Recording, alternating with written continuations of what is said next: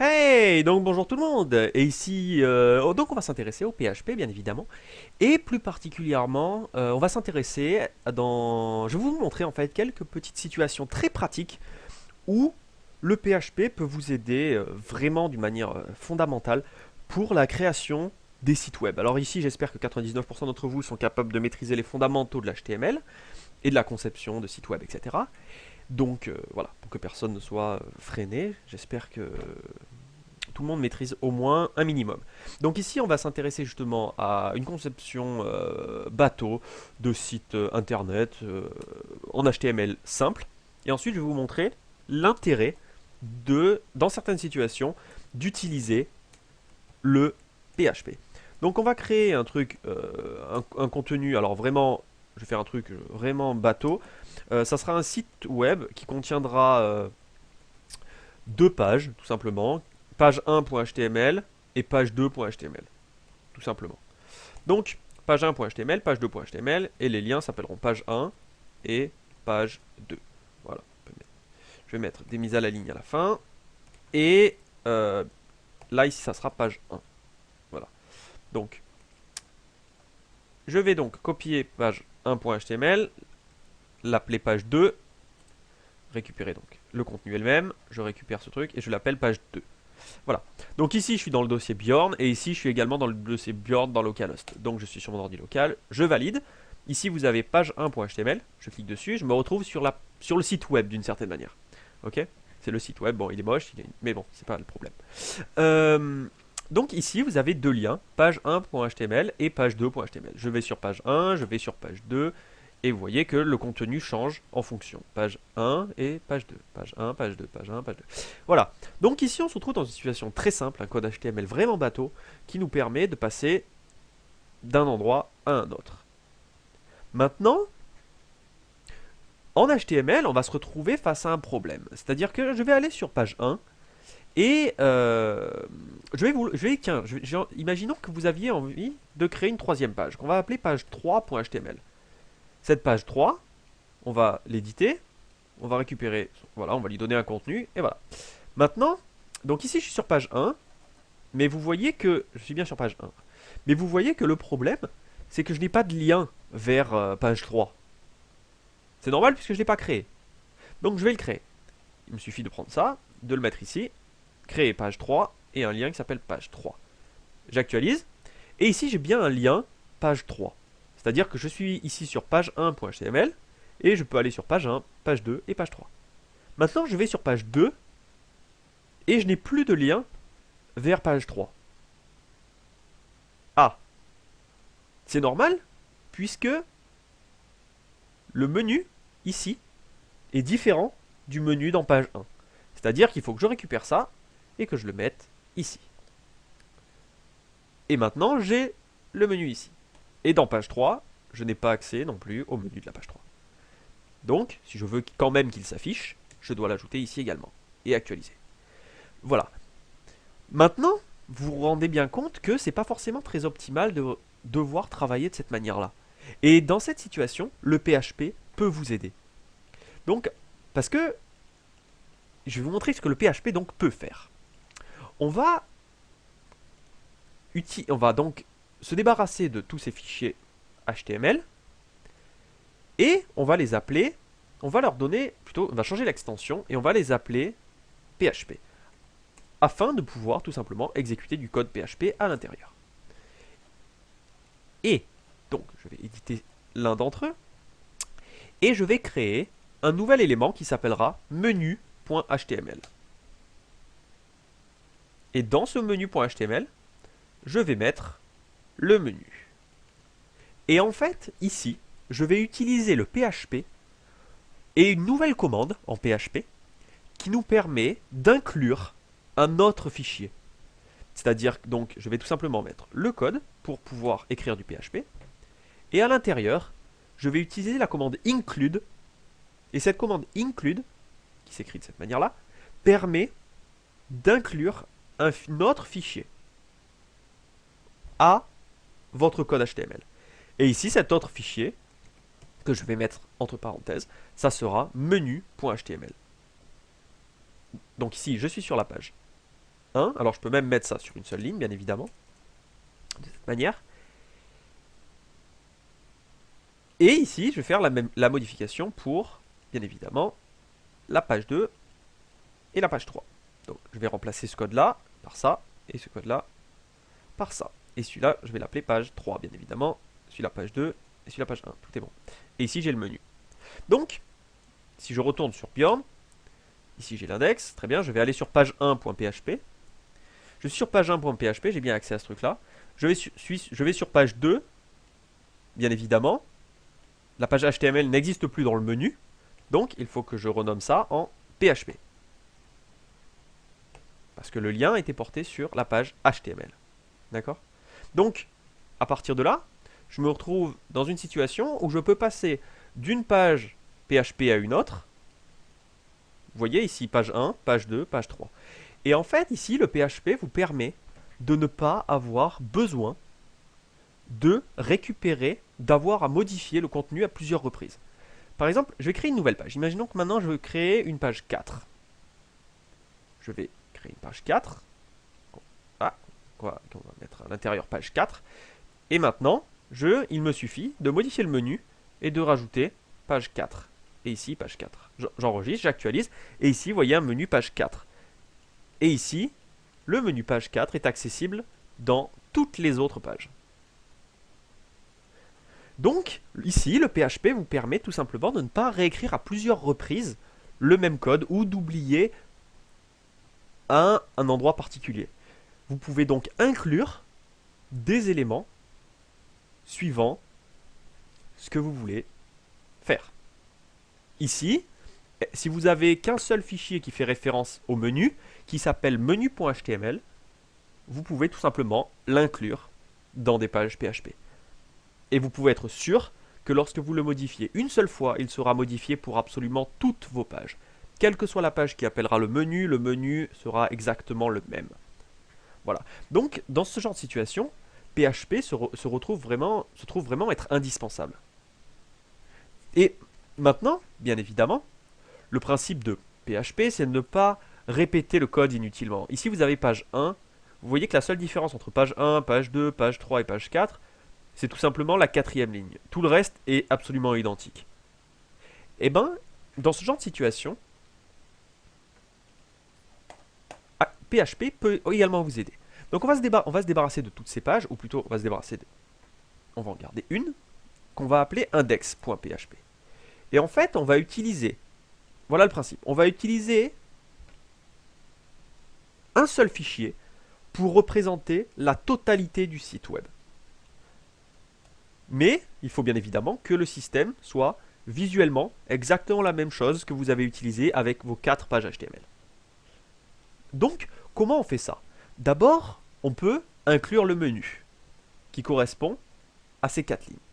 Ensuite, le problème, c'est qu'il va falloir faire référence à un contenu différent suivant la page en question. Qu'est-ce qu'on va ici? On va donc utiliser un concept particulier, ou plutôt une variable particulière. Cette variable particulière, ça sera...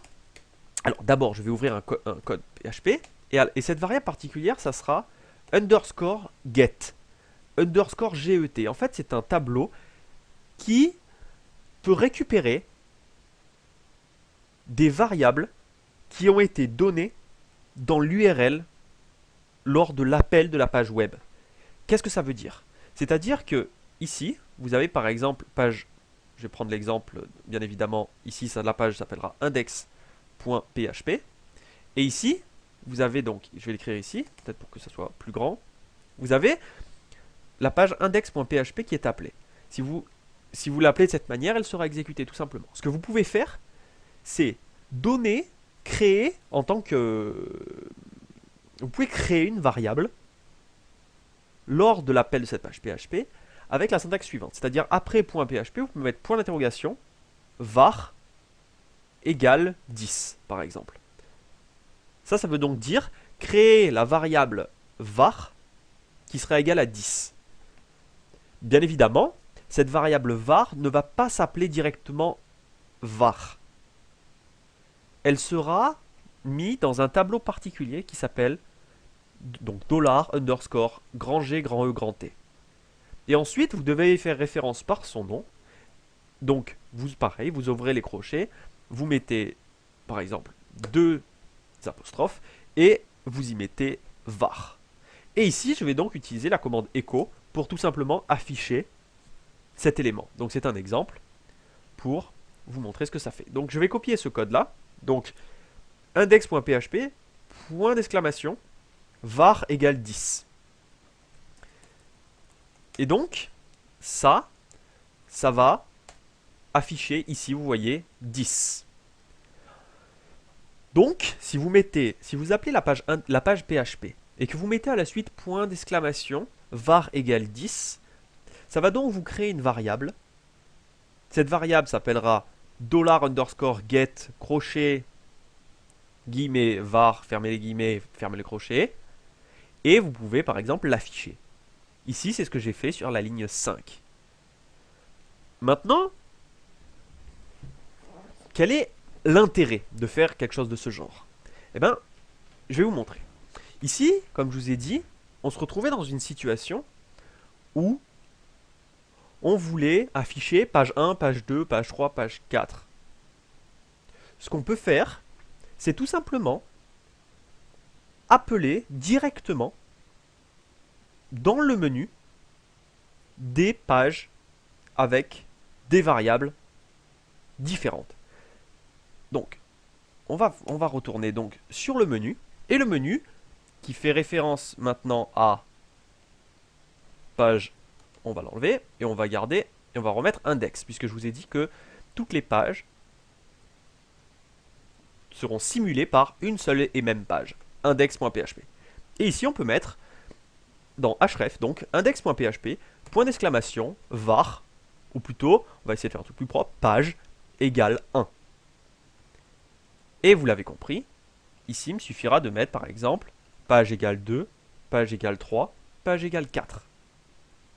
Maintenant, vous pouvez aller sur votre page index.php, et ici, vous savez que, donc je vais enlever ces trois éléments-là, et je vais écrire page à la place, et vous savez que lors du lancement de tel élément, vous aurez cette variable-là qui sera égale à 1 dans cette situation, à 2 dans cette situation, à 3 dans cette situation et à 4 dans cette situation. Donc, vous pouvez tout simplement faire des comparaisons et faire ce que vous avez envie finalement. Donc, c'est ce qu'on va faire ici. Je vais tout simplement faire un if quelque chose, faire quelque chose. Si page est équivalent à 1, ça veut dire que la personne aura cliqué sur le premier élément du menu. Et le premier élément du menu, c'est la page 1. C'est-à-dire, vous pouvez, par exemple, echo, ici je vais écrire contenu de la page 1, par exemple. Après, vous pouvez faire un else if. Alors, pour simplifier la situation, je vais mettre que 2 pages. Voilà. If getPage est équivalent à 2, puisqu'on est pour l'instant, on n'est pas forcément intéressé à la complexité du code, juste le contexte. Et ici, contenu de la page 2. Voilà. Donc, si page est équivalent à 1, afficher contenu de la page 1. Sinon, si c'est équivalent à 2, afficher le contenu de la page 2. Sinon, echo page index. Donc, en gros, on se retrouve dans une situation, on va récupérer donc index ici. On va sur... Ici, je suis sur la page d'index. Donc, le problème, comme je vous ai signifié dans les vidéos d'avant, c'est que lorsque vous faites une comparaison, ici, vous voyez le cas avec index. En fait, il faut bien comprendre que, comme je vous ai dit la dernière fois, lorsque vous allez sur une page, ou plutôt sur un dossier particulier, ici le dossier Bjorn, le programme va se précipiter de manière automatique sur index.php. Et bien évidemment, il ne donnera pas d'URL particulier. C'est-à-dire que certaines variables, comme ici getPage, ne sera pas créée ni initialisée. C'est pour ça que vous devez utiliser, comme je vous ai montré la dernière fois, la commande if set. Donc ici, on va donc créer si is set, si la variable getPage existe, faire ça. Sinon, afficher la page d'index. C'est-à-dire que, ici, on se retrouve encore une fois dans la situation où il faut comparer quelque chose. Et, pour comparer, on ne peut pas comparer, tout du moins sans erreur, vous ne pouvez pas comparer quelque chose si il n'est pas défini proprement. Donc, ici, il va tout simplement définir si la variable page, ou plutôt underscore getPage a été définie, ou plutôt si page a été définie dans l'URL, faire si page 1 afficher le contenu de la page 1, sinon afficher le contenu de la page 2. Tout simplement. Sinon, afficher la page d'index. Voilà, j'espère que c'est clair pour tout le monde. Donc, je retourne sur index.php, et ici, vous voyez que le mot page index s'affiche avec succès. Maintenant, je peux aller sur page 1, et ici, vous voyez qu'en haut, il s'affiche point d'exclamation, page égale 1. Et vous voyez ici écrit contenu de la page 1. Lorsque je clique sur la page 2, vous avez contenu de la page 2. Donc, voilà un petit peu comment vous pouvez utiliser différents concepts en PHP pour simplifier, pour vraiment vous simplifier la vie. C'est-à-dire qu'ensuite, vous n'avez, donc je retourne ici, vous n'avez que ici 2 fichiers. Maintenant, on se retrouve dans une situation où est-ce qu'il y a vraiment besoin de créer une include pour menu.html, puisque de toute façon, il n'y a qu'un seul fichier. C'est-à-dire que vous pouvez très bien récupérer le menu.html et le mettre à cet endroit-là. Et supprimer le menu.html. Donc, suivant la situation, bien évidemment, le résultat est exactement le même. Donc, suivant la situation, le PHP vous permet de gérer de manière dynamique et de simplifier de manière atroce votre organisation. C'est-à-dire que même si vous avez un site très complexe, il peut tout simplement tenir en un seul fichier. Dans certaines situations, comme je vous ai dit, il peut être intéressant de récupérer un include tout simplement pour clarifier et simplifier votre code. C'est-à-dire que si, imaginons que le... Bon, ici dans cet exemple, ça ne sera probablement pas le cas, mais imaginons que votre menu fasse 4000 lignes, il peut être intéressant de créer un programme externe que vous... Enfin, plutôt un fichier externe que vous allez inclure. Et vous savez que, ah d'accord, ça c'est l'inclusion du menu. Ça c'est l'inclusion des entêtes. Ça c'est l'inclusion du footer, etc. Donc, c'est pour ça que je voulais vous montrer les deux. Bien évidemment, comme je viens de dire, c'est pas quelque chose d'indispensable, mais c'est quelque chose qui peut être fait. Donc, bien évidemment, c'est un langage de programmation. Donc, ça sera à votre convenance. Enfin, vous devez vraiment définir, suivant vos envies, suivant ce que vous voulez faire, etc. Vous pouvez faire ce que vous avez envie. Encore une fois, bien sûr, ici, j'ai bien affiché des échos parce que le contenu n'est pas grand, mais je peux très bien avoir d'autres include, par exemple, ou n'importe quel type de code, tout simplement. Donc voilà, bien évidemment, vous pouvez faire exactement la même chose en augmentant la taille du menu, etc. Donc voilà, donc j'espère que ça vous a plu, j'espère que vous avez appris pas mal de choses et que vous allez pouvoir justement jongler et profiter de ce que le PHP est capable de faire. Maintenant, une toute petite chose avant de vous quitter, puisqu'il y a toujours un rapport. Si vous voulez définir plusieurs éléments, alors je vais retourner sur un truc, ou plutôt je peux garder le même concept et mettre quelque chose à la suite en fait. Je vais donc récupérer un code PHP, voilà, et ici je vais tout simplement afficher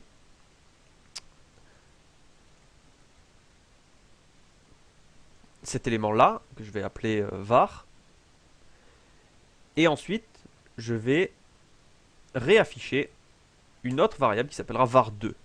En fait, si vous voulez créer plusieurs variables, vous ne devez pas réutiliser les points d'exclamation.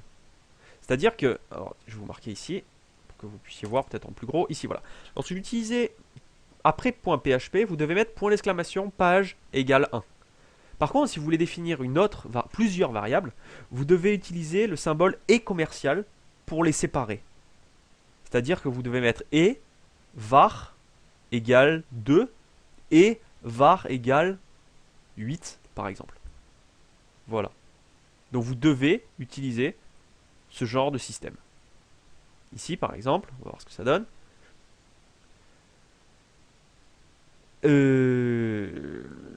Bien évidemment,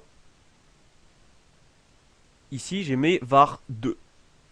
Mon pavé numérique ne marchait pas. Et ici vous avez donc contenu de la page 2, 8. Donc, vous voyez ici comment définir plusieurs variables. Donc, si vous devez utiliser plusieurs variables dans l'URL, bien évidemment, c'est toujours possible de l'utiliser dans le menu. Hein. Ici. Vous pouvez appeler, du moment que c'est un href, vous pouvez utiliser ce que vous voulez. Hein. Vous pouvez très bien mettre dans le menu ici, et var égale 2, etc. Donc, voilà, donc concept très important. D'abord, vous utilisez le point d'exclamation pour définir la première variable. Et ensuite, s'il y en a d'autres, vous pouvez continuer à les utiliser. Voilà, donc c'est tout pour cette vidéo. Et je vous dis à très bientôt. Bye bye.